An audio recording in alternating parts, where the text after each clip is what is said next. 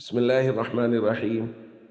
عن أبي هريرة رضي الله تعالى عنه قال قال رسول الله صلى الله تعالى عليه وسلم: إن أول ما يرفع من هذه الأمة الحياء والأمانة فسلوهم الله عز وجل. رواه البيهقي. اگر آپ نے ابھی تک ہمارا چینل سبسکرائب نہیں کیا تو پہلے اس کو ضرور سبسکرائب کریں اور ساتھ والے بیل آئیکن پر ضرور کلک کریں تاکہ ہر نئی آنے والی ویڈیو آپ تک پہنچ سکے۔ نبی کریم صلی اللہ علیہ وسلم نے ارشاد فرمایا، سب سے پہلے اس امت میں سے دو چیزیں اٹھا لی جائیں گی، ایک حیا اور دوسری امانت داری۔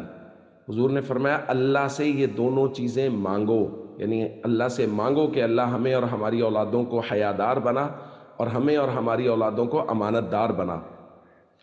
دوستو، یہ دو چیزوں کی اللہ کے نبی صلی اللہ علیہ وسلم نے خبر دی ہے، اور اگر آپ اور میں اپنے ارد گرد معاشرے میں دیکھیں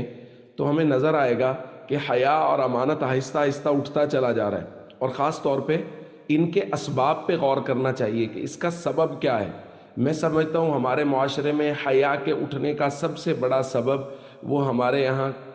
میڈیا ہے، یعنی social media, electronic media. Media سے مراد ہر وہ چیز جو ہمارے یہاں ذہن سازی کرتی ہے، ڈرامہ سیریلز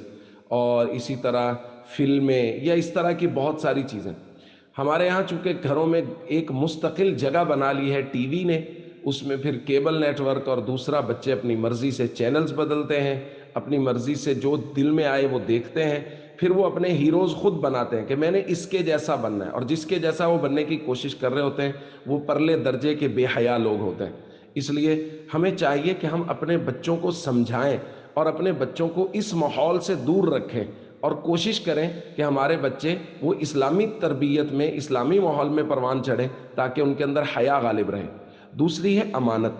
دیکھیے، امانت اس چیز کا، صرف اس چیز کا نام نہیں ہے کہ کسی نے کسی کو پیسے دیے اور اس نے وقت پہ اس کو واپس کر دیے تو یہ امانت ہے۔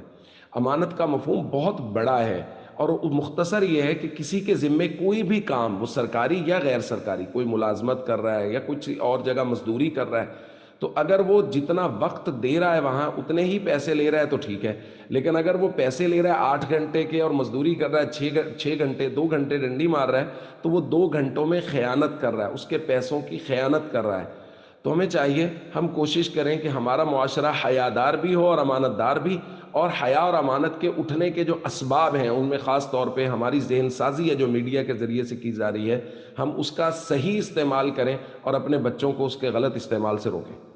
السلام علیکم ورحمۃ اللہ وبرکاتہ۔